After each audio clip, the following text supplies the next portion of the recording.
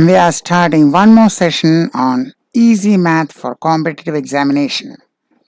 And this is a common and interesting question. How we can solve it within seconds. We'll give you an example. What is the remainder if a number raised to any power, we have 128 raised to 1, 2, 3, 4. The power really does not matter, is divided by 7. What is the remainder if it is divided by 7? Now the logic is, if a number is divided by 7, the possible remainders are 0 to 6. You cannot have remainder 7. You cannot have remainder more than 7. You cannot have 8 or 9. You cannot even have 7. So the remainders possible are 0 to 6. Now all these remainders may or may not be true.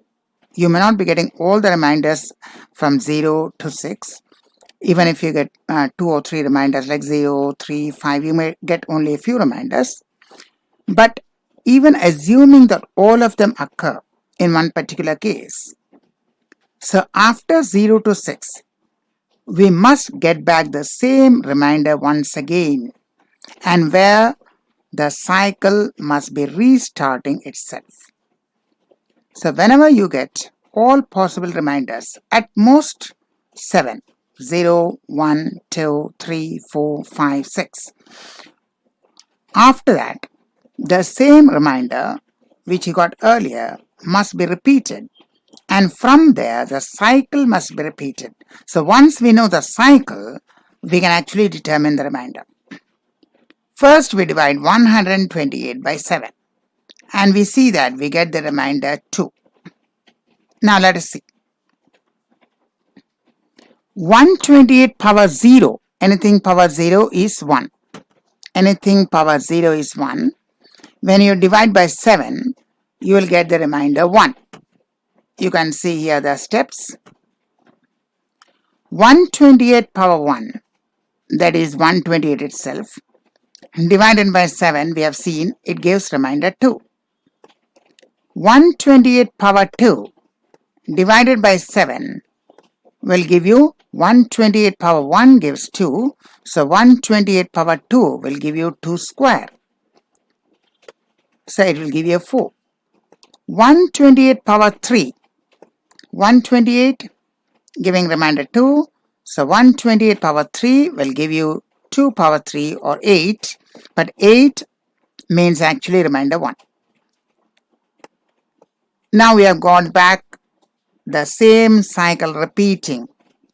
These two steps actually we need not do, but we have done it to show you that the same cycle will repeat. But actually we will stop here as soon as we get the same cycle again. So we have the repeating cycle 1, 2, 4, followed by again 1, 2, 4, again followed by 1, 2, 4.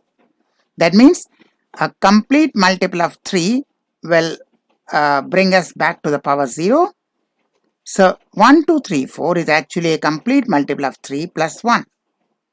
So we get complete multiple of 3. We will end from where we started. Plus 1. For plus 1 we go one more step clockwise and we end in 2. So the remainder will be 2. So 128 raised to any power, any multiple of 3 plus 1, here 1, 2, 3, 4, will give you remainder 2. So that was our video lecture on important questions for competitive examination. WhatsApp and write to us or email us. Thank you and goodbye.